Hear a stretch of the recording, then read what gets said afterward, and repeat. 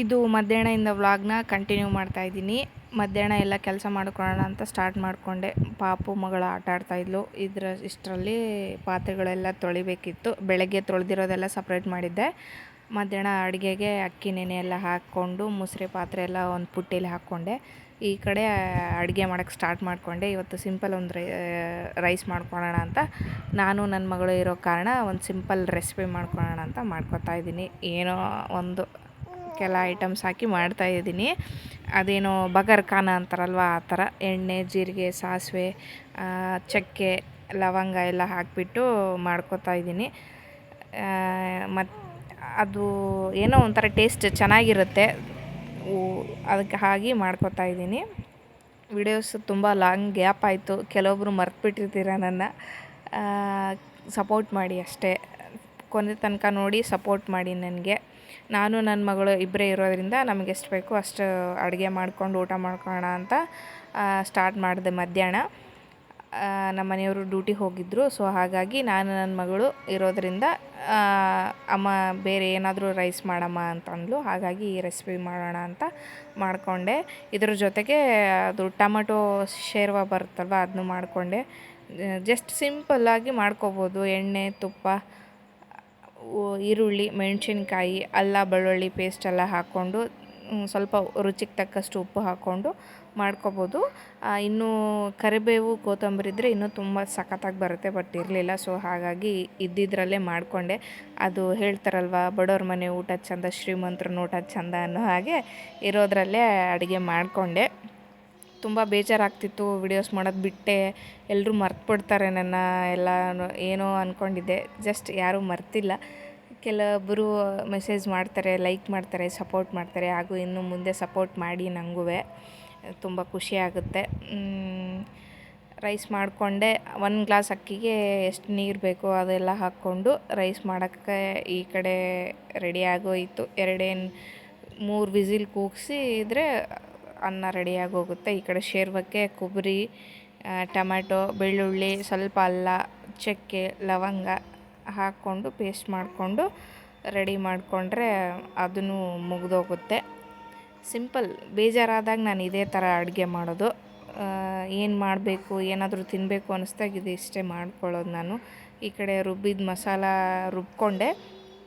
ಅದಕ್ಕೆ ಎಷ್ಟು ಬೇಕೋ ಅಷ್ಟು ಅಳತೆಗೆ ನೀರು ಹಾಕ್ಕೊಂಡು ಸಾಂಬಾರು ಮಾಡಿಕೊಂಡ್ರೆ ಅದನ್ನು ತುಂಬ ಚೆನ್ನಾಗಿರುತ್ತೆ ಅನ್ನದ ಜೊತೆ. ಎಣ್ಣೆ ಕಾಯಕ್ಕಿಟ್ಟು ಅದನ್ನ ಆ ಪೇಸ್ಟನ್ನ ಹಾಕಿ ಎಣ್ಣೆ ಮೇಲೆ ಬರೋವರೆಗೂ ಫ್ರೈ ಮಾಡಿಕೊಂಡು ಚೆನ್ನಾಗಿ ಉಪ್ಪು, ಖಾರ ಎಲ್ಲ ಹಾಕ್ಕೊಂಡು ಒಂದು ಕುದಿ, ಅಟ್ಲೀಸ್ಟ್ 1-2-3 ಕುದಿ ಕುದಿಸಿದ್ರೆ ಚೆನ್ನಾಗಿ ಬರುತ್ತೆ.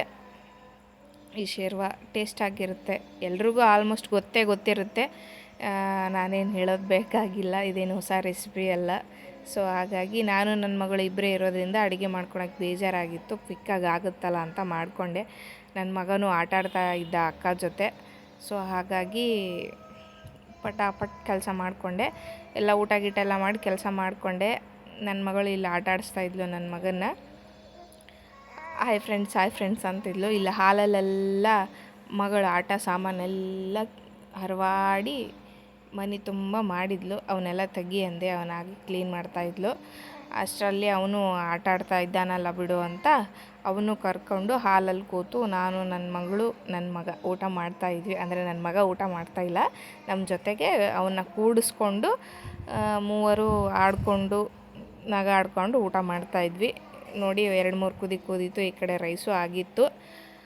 ಸಾಂಬಾರು ಆಯಿತು. ನನಗೇನೋ ಒಂಥರ ರೂಢಿ ಅದು. ಏನೋ ಅಡುಗೆ ಮನೆಗೆ ಬಂದಾಗೆಲ್ಲ ನಮ್ಮ ರಾಯರನ್ನ ನೋಡೋದು ಒಂದು ರೂಢಿ. ಆ ರಾಯರನ್ನ ನೋಡಿಕೊಂಡು ಸಾಂಬಾರು ರೆಡಿಯಾಗಿತ್ತು.